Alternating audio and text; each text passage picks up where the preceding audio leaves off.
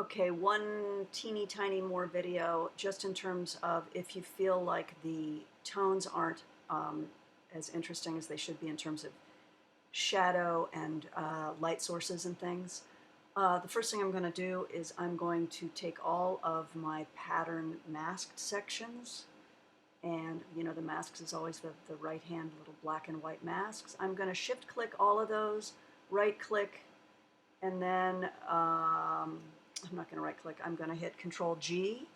That puts them all into a layer group, and I'm going to call them masked sections so that they're nice and organized.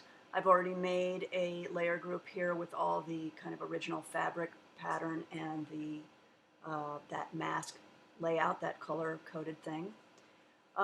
So what I'd like to do is just see if I can adjust this sofa underneath so that it has a little bit more darkness. So it might be that I go on that layer, and I could possibly go into my photo retouching tools. I could go into the burn tool. You want to look up here and be very, very careful to not have these numbers be very large. I move in really small amounts here. And you can just kind of go in and burn. Burning makes things a little bit darker if they've got a darkness to them. And you don't want to do it everywhere, but you might even kind of want to darken the highlights a little bit here on this sofa section. I'm kind of going right where the seams are because I want to show off those seams. And that might be all I do just to get a little bit more contrast. It's kind of hard to see, but that's burning. That is destructive. The only way you can undo what you've done is to go to Control Z or to go back in your history. One thing we could do is we could add some highlights. And to make highlights, you would just actually paint some white on top of your sections. So here's my group. I'm going to click on that and make a new layer. I'm going to paint with white. And I'm going to take a brush that's very, very soft. So I'm going to take my hardness all the way down. Size I can change on the fly. And it's going to seem silly, but I'm going to just kind of make some just basic marks here, basic areas of light, and I might just kind of even go in here a little bit. And some of this is actually kind of crazy, but it sometimes really helps to make it look a little bit more realistic. So that was just white, the color white with a soft brush. I just went in, you can see how randomly I did it, but then you're going to put it on a blend mode such as soft light. And that still looks, whoops, it looks a little bit too obvious. So what you would do, why is it not wanting to go, there we go, soft light. And you're going to take your opacity way, way down.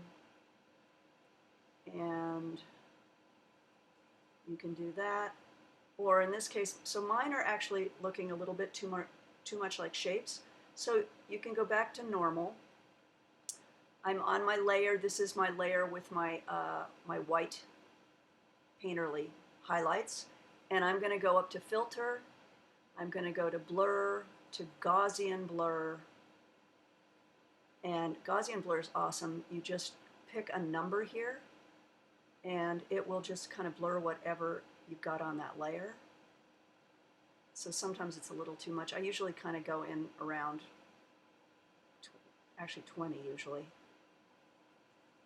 So that might look okay once we put the blend mode on. And again, we might still just put the opacity down a little bit. And that gives you a little bit of punch. If you wanted to do shadows, so I'm going to name this highlights.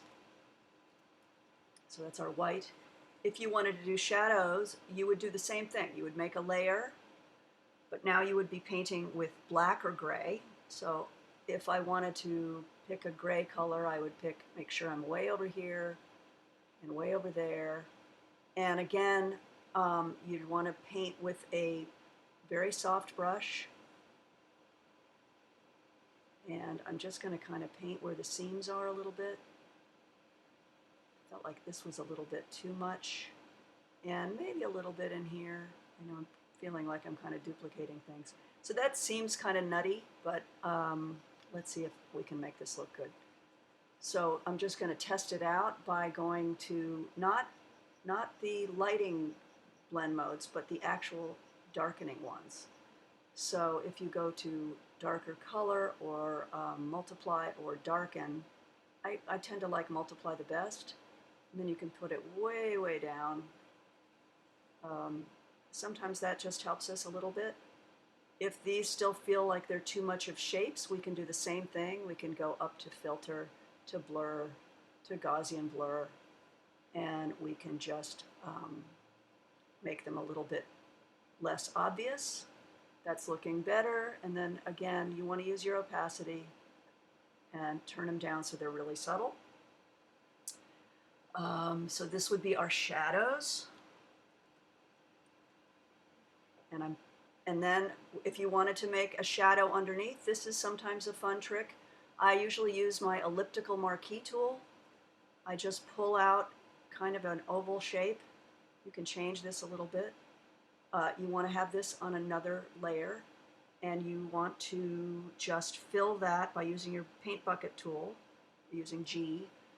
Fill that with a gray or dark black color. Stick it underneath your sofa, obviously. Now that looks dumb, but what we're going to do is we're going to do that blur thing. So again, up to here, filter, Gaussian blur. I'm going to go here and I'm going to pick maybe a bigger number. And, which one thing I wanted to do, and I didn't do that. So Control D that. Now, you don't want to have marching ants. You don't want it to be selected. You just want it to be loose on the layer like that. Then you're going to go to Gaussian blur and see what you like. You want it to be really, really, really subtle. And if I put my background on, this is my white background, I want it to be way more subtle than that. So I'm going to put that down somewhat like that, and you can move it.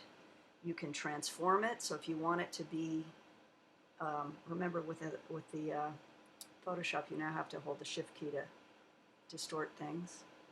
You could make it a little bit bigger, and you know, it might add something, might not. At least it's on a layer you can turn on and off. And that's that. Okay, hope that helps.